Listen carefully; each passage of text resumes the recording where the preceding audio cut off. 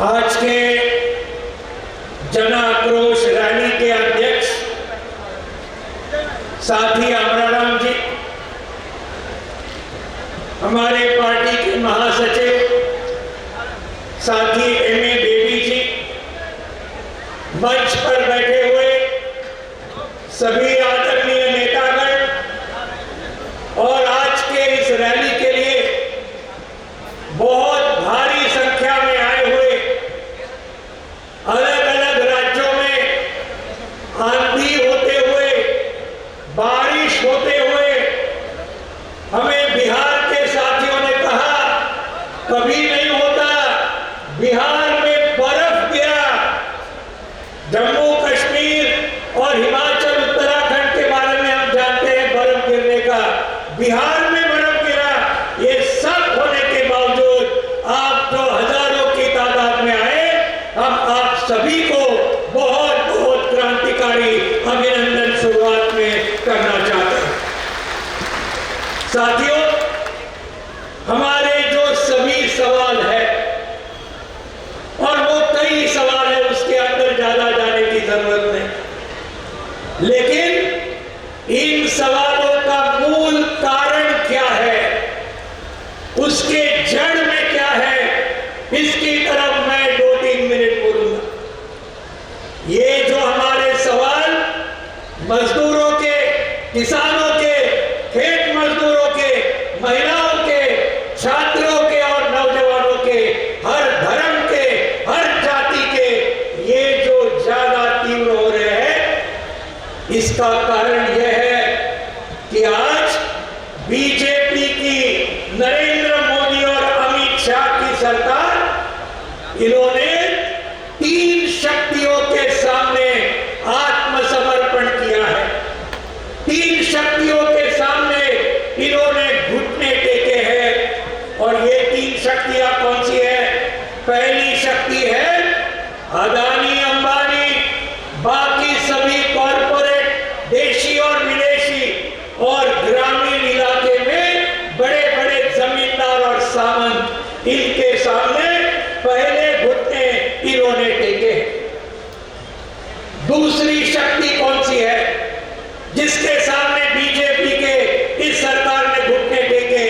वो है आरएसएस, संघ परिवार, जिन्होंने हिंदू महासभा और मुस्लिम लीग को लेकर भारत के आजादी के संग्राम में कभी भी हिस्सा नहीं लिया। उल्टा ब्रिटिशों की ये जो बांटो और राज करो, ये नीति थी, इस नीति को इन्होंने मदद किया और आजादी के 6 महीने के अंदर महात्मा गांधी जी की इसी दिल्ली में हत्या की। ये है आरएसएस, जिसके सामने ये बीजेपी की सरकार झुकी। और अभी तीसरी शक्ति कौन सी है?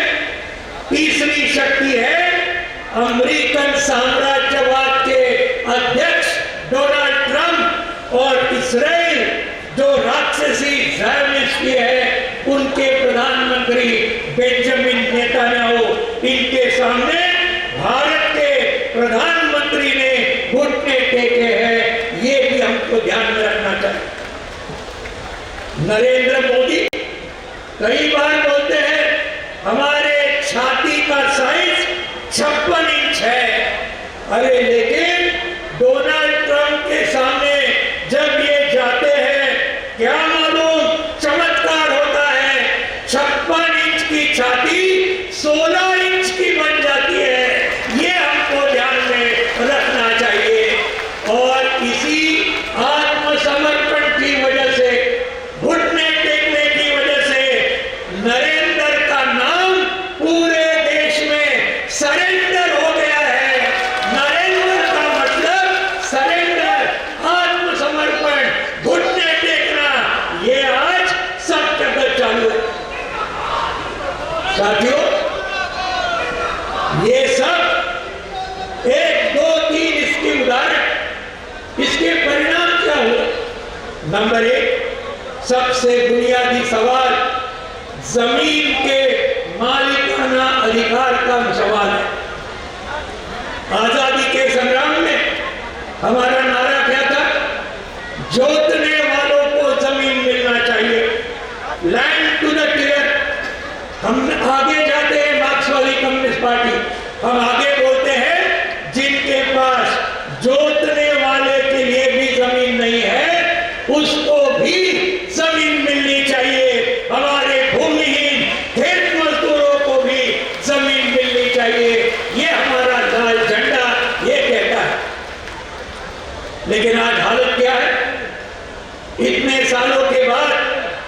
करीबन 80 साल हुए आजादी के, करोड़ों हमारे साथियों के हाथ में जमीन नहीं है, मालिकाना अधिकार नहीं है। वन जमीन हो, सरकारी जमीन हो, देवस्थान की जमीन हो, अलग अलग किस्म की जमीन, आज वहां हमारे ऊपर अधिकार नहीं और हमें वहां से खदेड़ने का पूरा प्रयास सरकार कर रही है। लैंड ग्रैब सरकार और कॉरपोरेट मिलकर अलग अलग राज्यों के अंदर ये जमीन के ऊपर हड़पना, ये काम चालू है, बेदखल करना चालू है। और इसीलिए अभी आपने देखा होगा महाराष्ट्र के अंदर पालघर में 50,000 लोग पूरी तरीके से चले, नासिक में 50,000 लोगों का जबरदस्त मार्च हुआ, अहिल्यानगर में 10,000 लोग चले और ये सब मार्च के सामने बीजेपी के महाराष्ट्र सरकार को झुकना पड़ा, लिखित रूप में देना पड़ा कि ये जमीन का अधिकार ये हमको देंगे, इसलिए चल रहा है।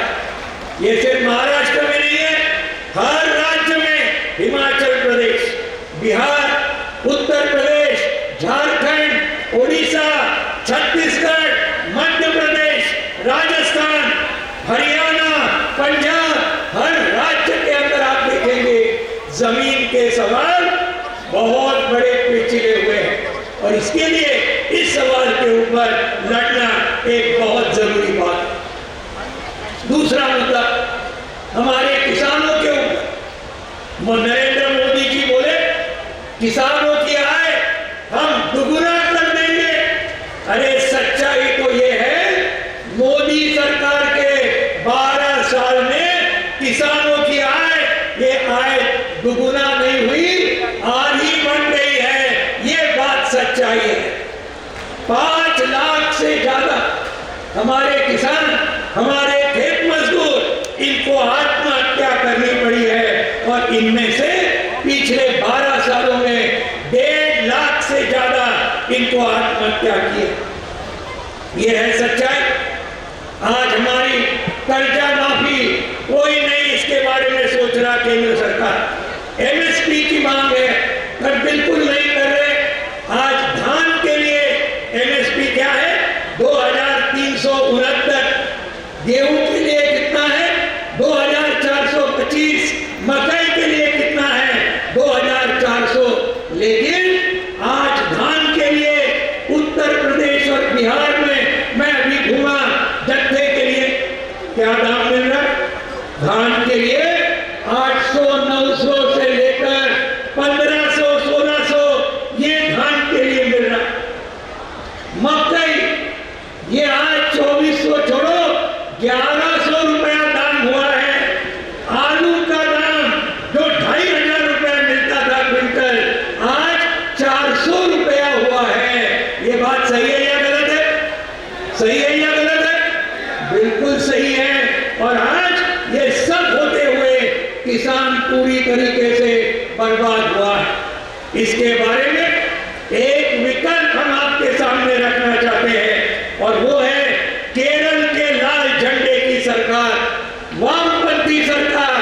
केरल ने आज धान के किसानों को कितना दाम दिया? 3,000 रुपया हर क्विंटल के पीछे।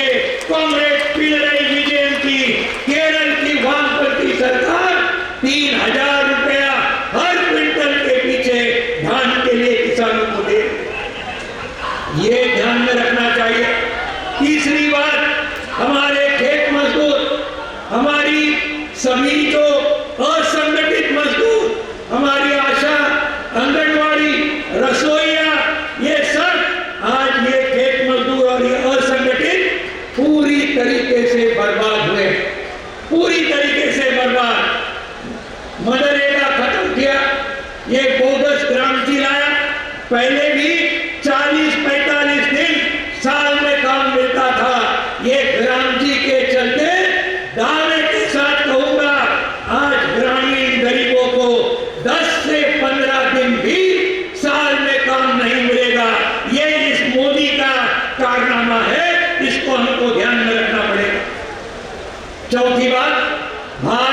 अमेरिका का व्यापार करा, इतना इन्होंने घुटने टेके।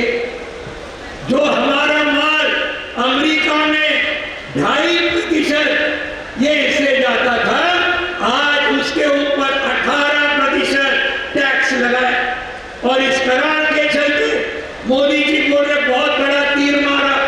अरे अमेरिका का भारत में आता था माल, उसको आज 35% से लेकर 150% टैक्स हम पे लगाते थे।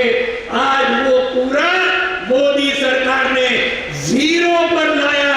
इससे और बेशर्मी और कुछ नहीं हो सकती है। पूरे देश को बेचने का इनका पूरा रवैया है। आखिरी के 2 मुद्दे, एक ये सब सवाल है, लेकिन इन सवालों के साथ ये बीजेपी आरएसएस की सांप्रदायिकता, इनकी जो पूरा मनुवाद, इसके खिलाफ लगातार संघर्ष हमें करना होगा। नहीं तो सिर्फ आर्थिक सवाल हम लेते रहेंगे, सामाजिक सवालों को दूर रखेंगे, धर्म और जाति को दूर रखेंगे, लाल झंडा बढ़ेगा नहीं। इसलिए आर्थिक शोषण और सामाजिक जुल्म दोनों को साथ में लड़ना पड़ेगा। बांटो और राज करो, ये जो हिंदू मुसलमान, हिंदू सिख, हिंदू क्रिश्चियन, ये सब जो मामला है, इसके खिलाफ पूरी ताकत के साथ हमें खड़ा रहना पड़ेगा। ये भी बात हमें ध्यान में रखनी है। आखिर में साथियों, कॉमरेड बेबी ने बिल्कुल सही कहा, ये संघर्ष की शुरुआत है ये रैली। और ये संघर्ष हमें गांव-गांव में, शहर-शहर में, तहसील-तहसील में, जिले में, हर राज्य में हमको लेके जाना पड़ेगा। यही हम इस रैली में बोल रहे हैं। और ये करते हुए हमारा आंदोलन, हमारा प्रबोधन, हमारा संगठन, इसको आगे लेना होगा। कल 23 मार्च था, शहीद भगत सिंह, राजगुरु, सुखदेव, इनका शहादत दिन था। 95 साल हुए। उन्हीं के शब्दों से मैं खत्म करूंगा। भगत सिंह ने क्या बोला था अपने आखिरी संदेश में? उन्होंने कहा, अलग से मैं बोल रहा हूं, गोरे अंग्रेजों को हकाल कर अगर काले अंग्रेजों के हाथ में भारत की सत्ता गई तो मेहनत कशों का कोई कल्याण नहीं होगा, देश का कोई भला नहीं होगा। अगर ये करना है, सामंतवाद को उखाड़ कर फेंक देना होगा, पूंजीवाद को फेंक देना होगा। और भगत सिंह ने कहा, एक नए सिरे से मजदूर किसानों का राज, समाजवाद की व्यवस्था, ये हमें लानी पड़ेगी। और आखिर में भगत सिंह ने लिखा, ये व्यवस्था भारत में एक ही पार्टी ला सकती है और उस पार्टी का नाम है कम्युनिस्ट पार्टी। इस बात को भी हमें ध्यान में रखना होगा। इसलिए साथियों, और एक बहुत बड़े कम्युनिस्ट शायर, जिनके 2 लफ्जों के मैं खत्म करना चाहता हूं, बहुत बड़े मार्क्सवादी शायर कवि फैज अहमद फैज, क्या लिखे थे उन्होंने? यूं ही हमेशा उलझती रही, यूं ही हमेशा उलझती रही जुल्म से खल्क, खल्क यानी जनता, यूं ही हमेशा उलझती रही जुल्म से खल्क। न उनकी रस्म नहीं है, न अपनी रीत नहीं। और आगे वो बोलते हैं, यूं ही हमेशा खिलाए हैं हमने आग में फूल, यूं ही हमेशा खिलाए